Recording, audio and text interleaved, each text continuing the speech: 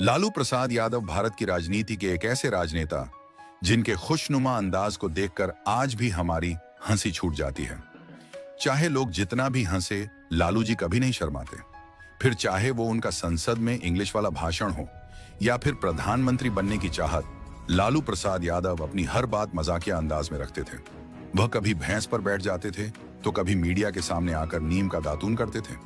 वह भी बाथरूम में टूथपेस्ट से अपने दांत साफ करने के बाद, क्योंकि यह दातून उनके दांतों से ज्यादा छवि के लिए फायदेमंद था।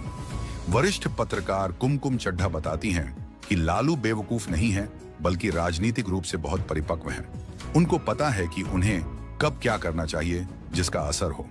आज के युवा लालू प्रसाद यादव को सिर्फ सोशल मीडिया मीम्स और उनके चारा घोटाले को लेकर जानते हैं, लेकिन उससे पहले लालू एक ऐसे ताकतवर और राजनेता हैं जिनके बिना बिहार की राजनीति की कल्पना भी नहीं की जा सकती है। उनके जीवन में कई ऐसे किस्से घटे जिन पर पूरी फिल्म बनाई जा सकती है, और आज हम लालू प्रसाद यादव से जुड़े कुछ ऐसे ही अनसुने अनकहे किस्से सुनाएंगे जो अक्सर छिपाए जाते हैं। फिर चाहे वो एक ऐसे वर्ग से निकलकर बिहार के चीफ मिनिस्टर बनने का सफर हो जिनके साथ उतनी छुआछूत की जाती थी कि उनके पानी के मटके तक अलग रखे जाते थे, या एक छोटे से कमरे में रहते हुए पूरे बिहार की सरकार चलाना हो, या फिर मनमोहन सिंह को प्राइम मिनिस्टर बनाने का किस्सा हो, पूरा वीडियो जरूर देखिएगा। दोस्तों, आजादी मिलने के अगले ही साल यानी 11 जून 1948 को गोपालगंज बिहार के फुलवरिया गांव में लालू प्रसाद यादव का जन्म होता है।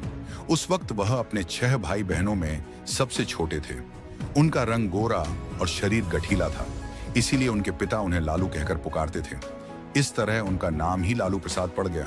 अब फुलवरिया बिहार का एक पिछड़ा हुआ गांव जहां जात पात के भेदभाव के अलावा कुछ नहीं था, इसलिए 1966 में लालू पढ़ने के लिए अपने भाई के साथ पटना आ जाते हैं, जो बिहार के वेटनरी कॉलेज के चपरासी थे और एक सर्वेंट क्वार्टर में रहते थे।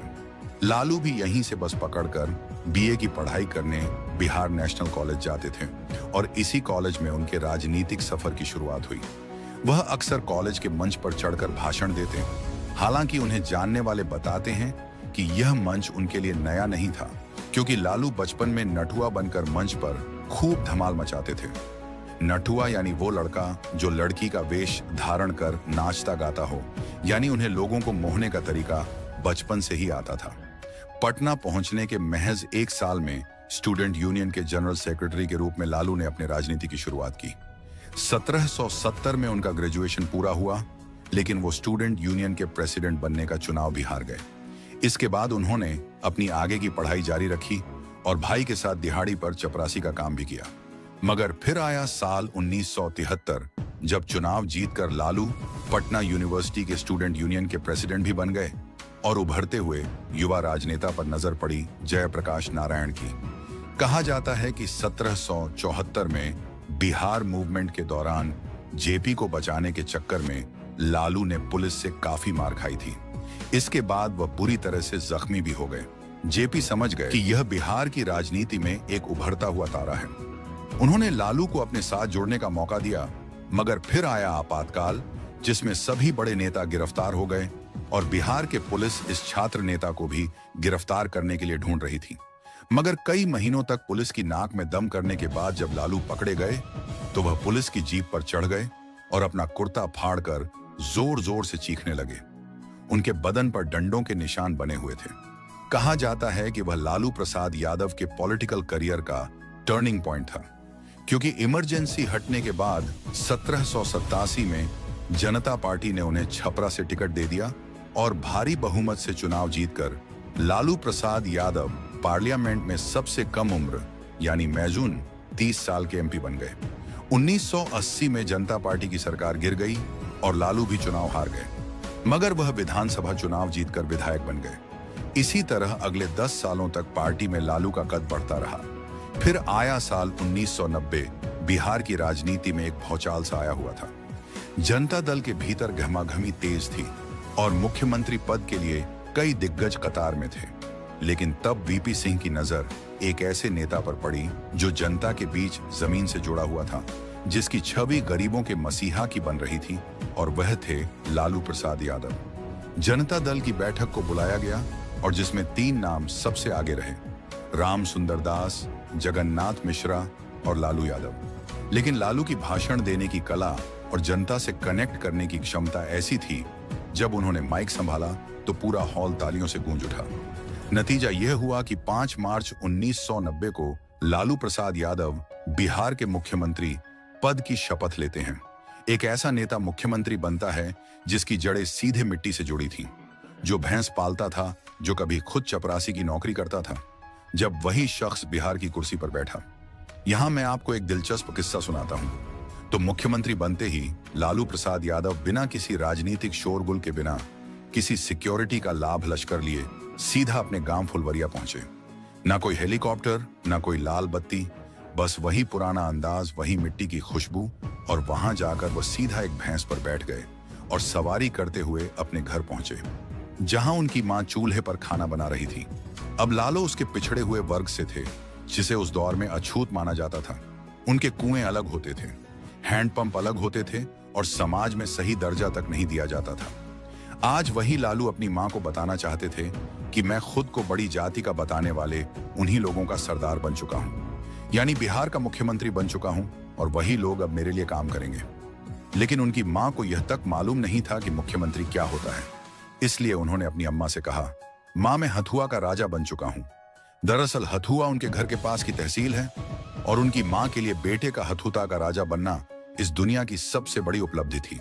तो जैसे ही लालू ने अपनी मां से यह कहा, हथुआ का राजा बना हूं, जो उनकी पोजीशन से काफी छोटा पद था, मगर फिर भी उनकी मां की आंखें आंसुओं से भर आईं, और यह किस्सा जानकर आज भी हमारे रोंगटे खड़े हो जाते हैं।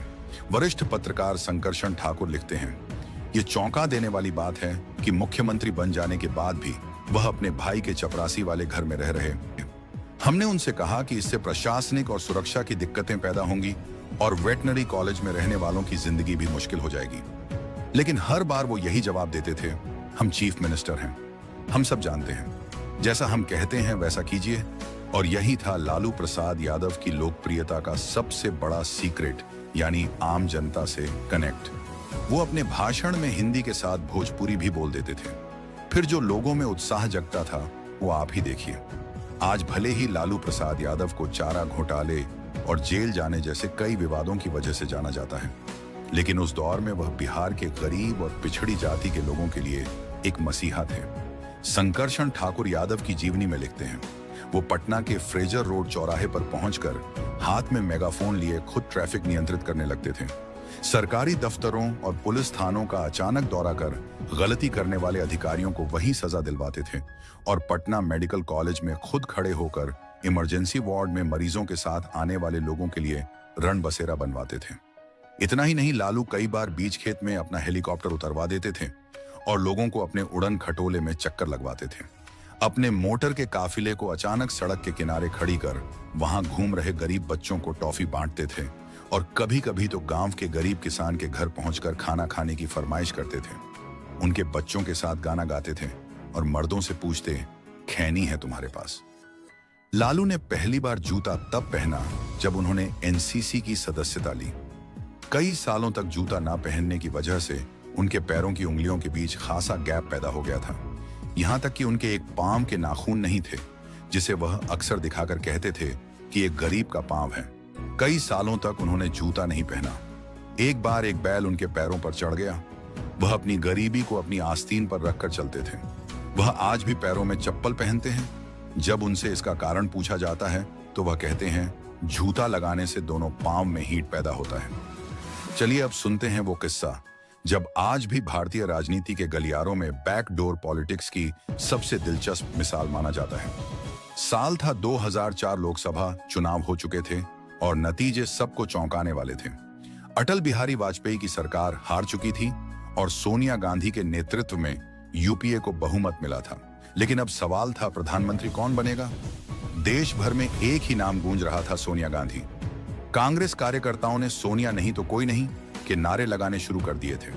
लेकिन दूसरी तरफ विरोधी खेमा पूरी ताकत से यह मुद्दा उठा रहा था कि एक विदेशी मूल की महिला भारत की प्रधानमंत्री कैसे बन सकती है। इस बहस ने ऐसा तुल पकड़ा कि सोनिया गांधी को मजबूरी में पीछे हटने का फैसला लेना पड़ा। पर अब सवाल यह था कि अगर सोनिया नहीं तो कौन? कोई नाम हवा में तैर रहे थे, प्रणब मुखर्जी, अर्जुन सिंह, शिवराज पाटिल, लेकिन तभी सोनिया गांधी ने मनमोहन सिंह का नाम आगे बढ़ाया। लेकिन सोनिया के इस प्रस्ताव पर भी कुछ सहयोगी दल पूरी तरह से सहमत नहीं थे। यूपीए के भीतर समर्थन जुटाना आसान नहीं था।